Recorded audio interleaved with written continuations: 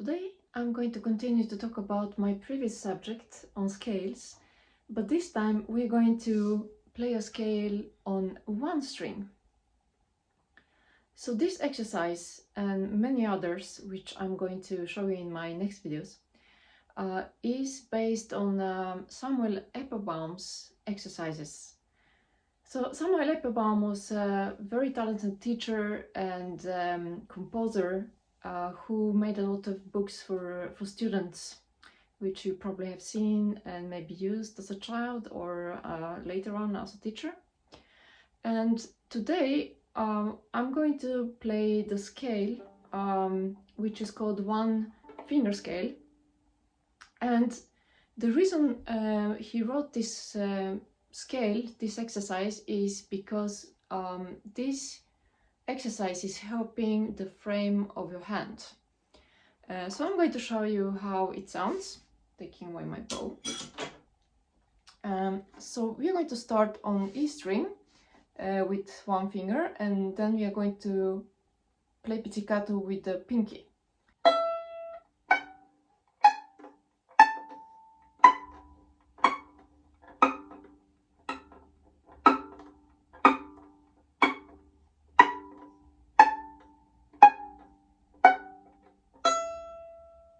There are two things you need to think about.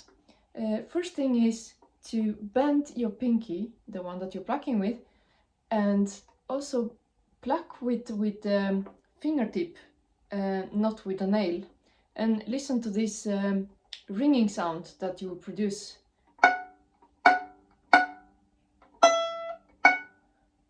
Because if you do with the nail, of course it's not going to sound nice.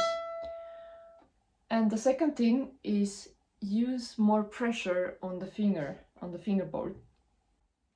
The next important thing is how you shift with your hand. The movement needs to be from the whole arm and hand together.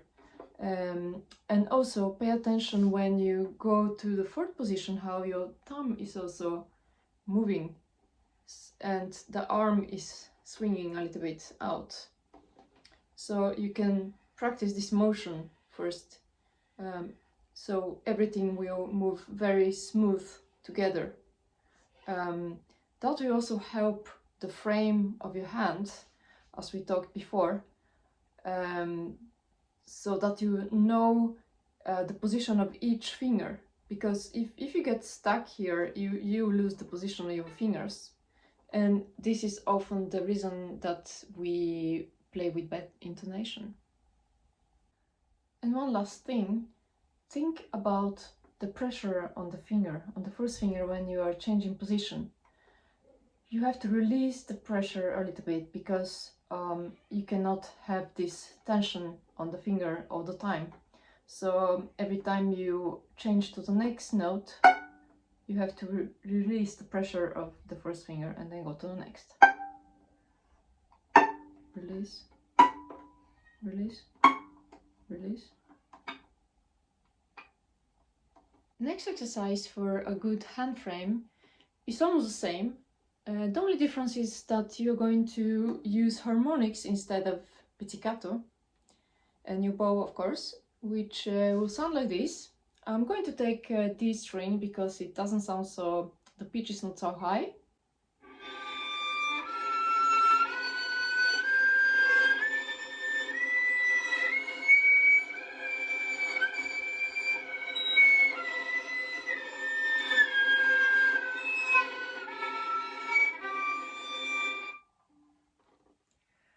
And you can play this exercise with the different bowings. Always keep the same, think about the same exercise we did before, the relationship between the first and the fourth finger, and that the whole arm and hand are moving as one unit. So you can play this with different bowings, different keys. For example, try to play legato 2 and 2.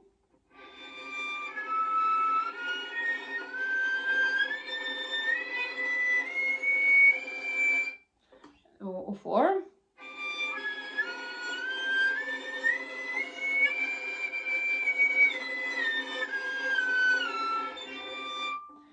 can play 16 note and 8 notes.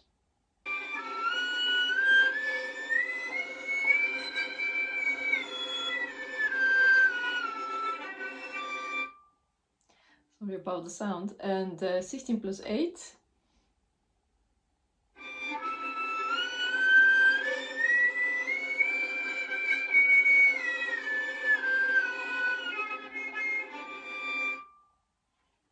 Important thing to know when you play the harmonics is your sounding point. Because if you don't produce a good sound when you practice this, you're not going to be satisfied. So two things to think about is the pressure of the bow. So when you play harmonics, you have to be very light and to do a lot of motion to produce this airy sound. And the second thing is where you place the bow. So the sounding point has to be in the middle. Then maybe as you move up in position, it can come a little bit closer to the bridge.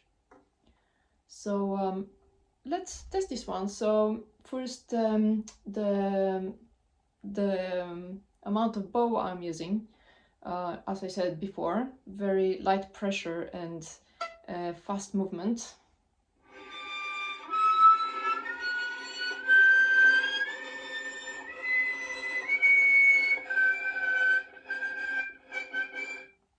Not very good here.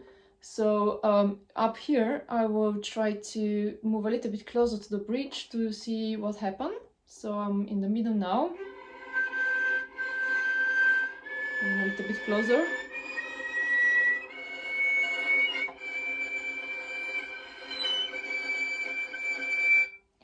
I hope that this was interesting and that you find it helpful for your left hand, and also a little bit as bow exercise for your sounding point. And please let me know in the comments what you think, and I will try to make a new video about Applebaum's exercises. So I will see you then in my next video.